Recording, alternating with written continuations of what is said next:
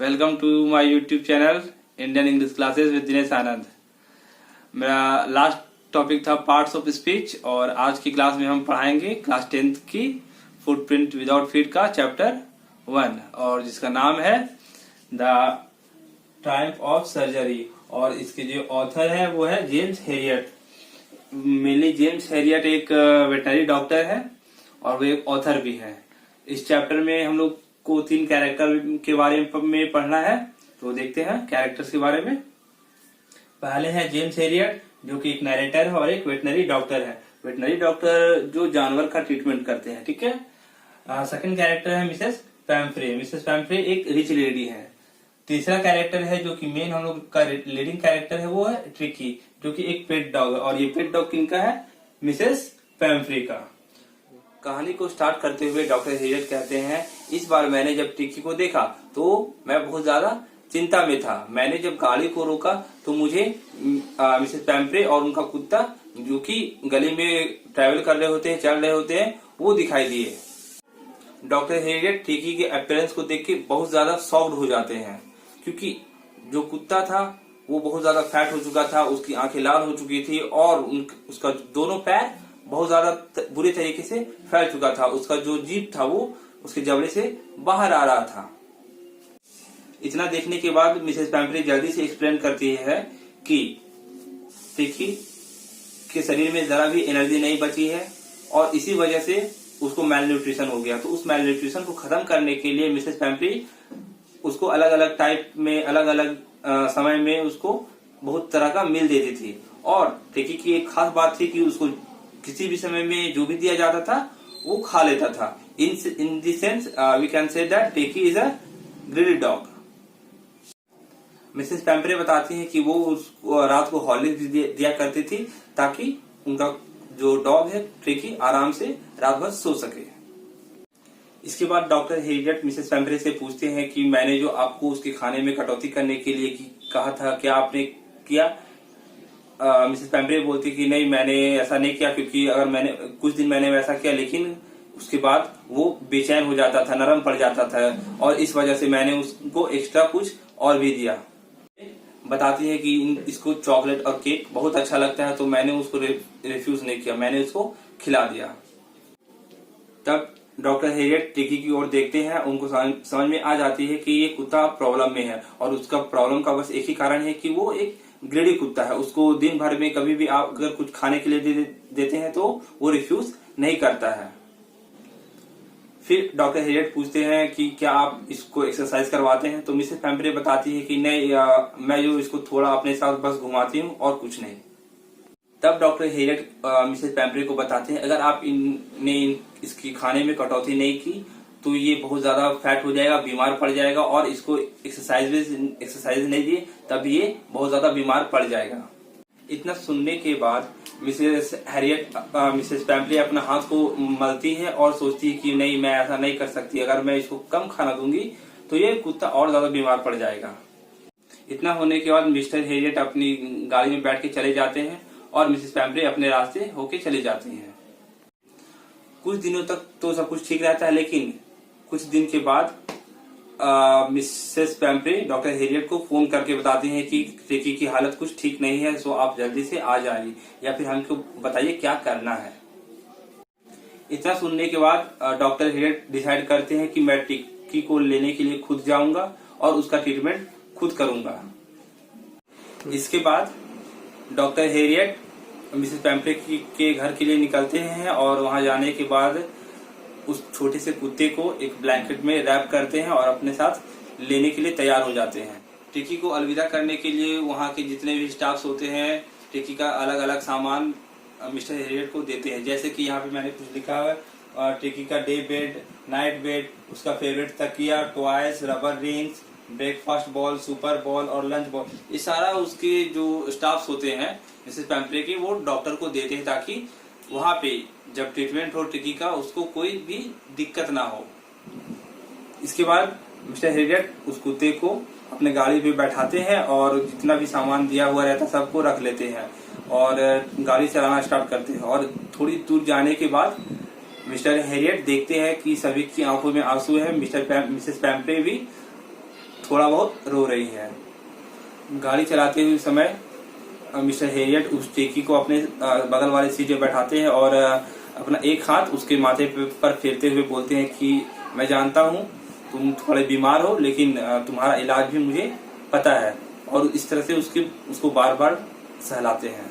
Surgery जहाँ पे हो रही है वहाँ पे पहुँचने के बाद डॉक्टर हेरियट उस कुत्ते को एक जगह पे छोड़ देते हैं और बहुत सारे कुत्ते वहाँ पे आते हैं। आने के बाद कुत्ते लोग टिकी को सूंघते हैं, स्लिप करते हैं, घूरते हैं उसको, और उन लोग को समझ में आता है कि ये अनयूज्ड ऑब्जेक्ट है, इनसे कोई किसी काम का कुत्ता नहीं है, और अपने अपने जगह पे सारे कुत्ते चले जाते हैं। अगले दिन मिस्टर हेरियट टिकी के लिए एक बेड बनाते हैं जहाँ पे और भी सारे कुत्ते सोते हैं। उसके बाद कुछ दिन तक मिस्टर हेरियट उसको कुछ खाना नहीं देते हैं और उसके ऊपर सिर्फ नजर रखे रहते हैं और सिर्फ बहुत ज्यादा मात्रा में पानी टिकी को देते हैं। और दूसरे दिन के अंत में टिकी कुछ मूवमेंट शो करता है और ये देख के डॉक्टर हेरियट बहुत ज्यादा खुश होते हैं। और क्या होता है, अगल बगल के जो कुत्ते होते हैं उसके सामने आ जाते हैं और उन कुत्तों का रिस्पॉन्स टिकी करता है। जब डॉक्टर हेरियट टिकी का दरवाजा खोलते हैं तो टिकी बाहर आता है और उसके अगल बगल में कुछ कुत्ते आते हैं। बोले कुत्तों के साथ टिकी थोड़ा घुल मिल जाता है और उनमें से एक कुत्ता जोए रहता है जो कि उसका फ्रेंड बन जाता है। उसके बाद कुछ कुत्ते गार्डन की तरफ बढ़ते हैं और टिकी उन कुत्तों को फॉलो करते हुए गार्डन की तरफ जाता है। उस दिन के बाद से मिस्टर हेरियट उस कुत्ते को खाना फीड करना स्टार्ट करते हैं और जैसे ही वो खाना फीड देना स्टार्ट करते हैं तो सारे कुत्ते को पता होता है अगर मैं फास्ट नहीं खाया तो मेरे हिस्से का खाना खत्म हो जाएगा। जब कुत्ते बहुत सारे खाने खा रहे होते हैं तो टिकी दूर एकदम बैठा हुआ एक कोने पे इन सबको देख रहा होता है और जब सारे कुत्तों का खाना खाया हो जाता है तो टिकी धीरे से वो चमकता हुआ कटोरा जिसपे सबको खाना दिया गया था, टिकी उस प्लेट के सामने जाता है और धीरे धीरे उस बॉल को, कटोरे को लिक करता है, जो भी छोड़ा मोड़ा उसमें खाना बचा हुआ होता है उसको। अगले दिन डॉक्टर हेरियट एक एक्स्ट्रा बॉल, मेल का एक एक्स्ट्रा बॉल रख देते हैं और उसको देख के टिकी धीरे धीरे धीरे धीरे उस कटोरे की तरफ बढ़ता है और उस दिन से धीरे टिकी का ग्रोथ रैपिड हो जाता है, तेजी से बढ़ने लगता है और वो कुत्तों के साथ खेलता है, ग्राउंड में इधर उधर दौड़ना भागना उसका लगा रहता है और इससे पता चलता है कि टिकी का प्रोग्रेस हो रहा है।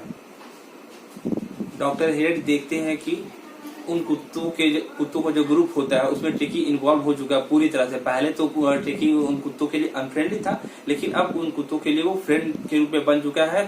टिकी उन कुत्तों का ग्रुप को, गैंग को में शामिल कर लिया है और रैट हंटिंग जो बगल में एक था वहां पे टिकी पार्टिसिपेट भी करता है, चूहों को मारता है, अपना पेट भरता है।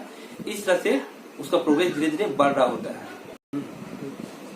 डॉक्टर हेरियट को ऐसा फील होता है कि टिकी की लाइफ में ऐसा टिकी की लाइफ ऐसा कभी नहीं हुआ था।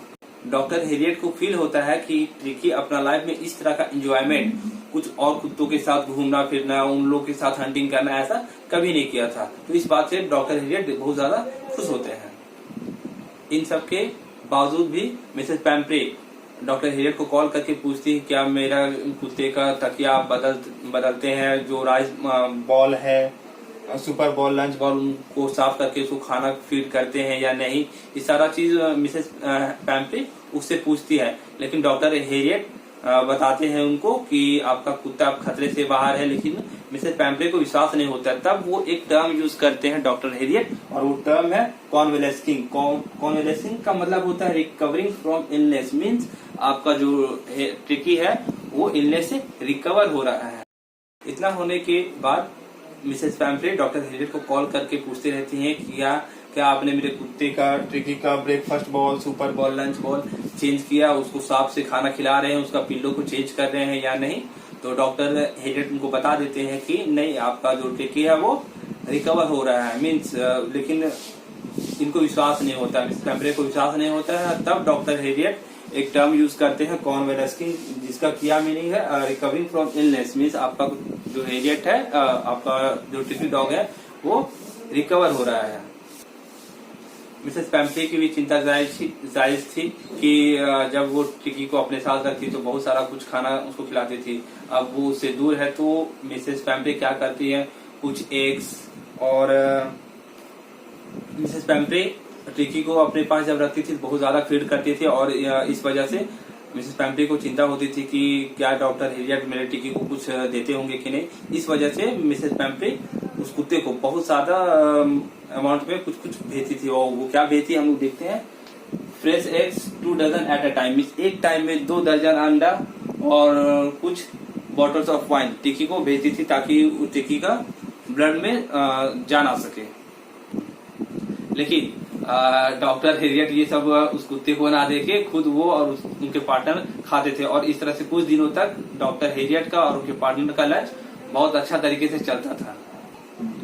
डॉक्टर हेरियट को ऐसा बहुत मुश्किल से विश्वास होता है कि एक कुत्ते के लिए इतना महंगा फूड दिया जाता है। डॉक्टर हेरियट बताते हैं कि कुछ दिनों तक उनका जो लाइफ था, अर्ली ब्रेकफास्ट और लंच और नाइट का जो डिनर होता था बहुत अच्छे तरीके से चल रहा था। इतना अच्छा मील मिलने के बाद डॉक्टर हेरियट सोचते हैं कि टिकी को हम अपना परमानेंट गेस्ट ही बना ले और इस तरह से क्या होगा, मिसेस पैम्फ्रे रोज दिन टिकी के लिए कुछ अच्छा भेजेगी और वो चीज को हम लोग खा लेंगे। लेकिन ऐसा नहीं हो सकता था।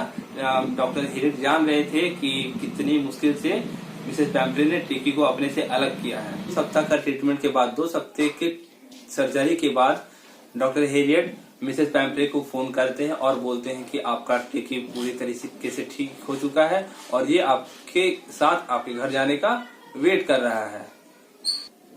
इतना सुनने के बाद मिसेस पैम्फ्रे खुशी से फूले नहीं समाती और लगभग मिनटों के अंदर मिसेस पैम्फ्रे डॉक्टर हेरियट के घर के सामने पहुंच चुकी होती है, वो भी अपने कार से। वहां पहुंचने के बाद जो चॉपर होता है, चॉपर मीन्स होता है जो किराए पे गाड़ी चलाता है, वो मिसेस पैम्फ्रे के लिए दरवाजा खोलता है लेकिन वो अंदर ही रह जाती है। डॉक्टर हेरियट आते हैं और उनका अपीयरेंस को देख के थोड़ा चिंतित हो जाते हैं। मिसेस पैम्फ्रे अपने हाथ को एकदम कस के पकड़े हुए रहती हैं, उनका होंठ कांप रहा होता है। बहुत मुश्किल से मिसेस पैम्फ्रे डॉक्टर हेरियट से पूछते हैं कि आप सच बता रहे हैं, मेरा टिकी एकदम ठीक हो गया है? डॉक्टर हेरियट उनको कहते हैं हाँ, वो पूरी तरह से ठीक हो गया और आप उसको घर ले जा सकते हैं। डॉक्टर हेरियट बोलते हैं कि आपको गाड़ी से बाहर आने की कोई जरूरत नहीं है, मैं उसको जाता हूँ और लेकर आता हूँ। मिस्टर हेरियट गाड़ी में जाते हैं और वहां पे देखते हैं कि बहुत सारा कुत्ता उनके सामने आ जाता है और टिकी को घेरे हुए रखता है। वो सारे कुत्ते अपने पूंछ को आगे पीछे हिला रहे होते हैं। इन 2 सप्ताहों में टिकी अपने आप को वेल मेंटेन कर लेता है, वेल बॉडी बना लेता है। मिस्टर हेरियट उस कुत्ते को अपने घर से होते हुए बाहर लेके आते हैं और देखते हैं कि जो चॉपर है वो अभी भी गाड़ी का गेट को पकड़े हुए है। और जैसे ही टिकी अपने मिस्ट्रेस को, मिसेस पैम्फ्रे को देखता है, वो डॉक्टर बता रहे हैं कि वो मेरे आर्म से कूद के उछलते हुए अपने मिस्ट्रेस के गोदी में जाके एकदम बैठ जाता है। मिसेस पैम्फ्रे उस कुत्ते को, टिकी को, अपने टिकी को देखने के बाद भौचक्का रह जाती है और बोलती ओ।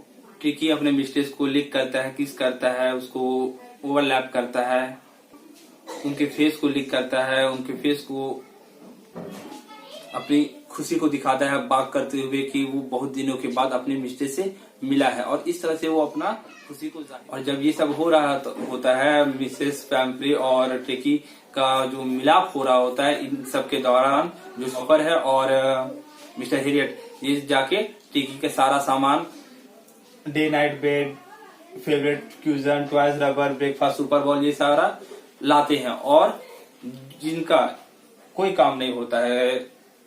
जब मिसेस पैम्फ्रे और टिकी आपस में मिल रहे होते हैं तो इस दौरान मिस्टर हेरियट और चॉपर जाके टिकी का जो भी सामान दिए हुए थे मिसेस पैम्फ्रे, वो सारा चीज ले आते हैं और गाड़ी में रख देते हैं। और इस तरह से गाड़ी फिर धीरे धीरे बढ़ती है। ड्राइवर गाड़ी चलाता है और मिसेस पैम्फ्रे गाड़ी से खिड़की से बाहर देखती है। डॉक्टर हेरियट बताते हैं कि उनका होंठ अभी भी कांप रहा है। मिसेस पैम्फ्रे अपनी आंखों में आंसू लेते हुए कहती हैं कि ओ मिस्टर हेरियट, मैं किस तरह से आपका धन्यवाद करूं, आपने मेरे कुत्ते को बचाया और यही एक टाइम ऑफ सर्जरी था।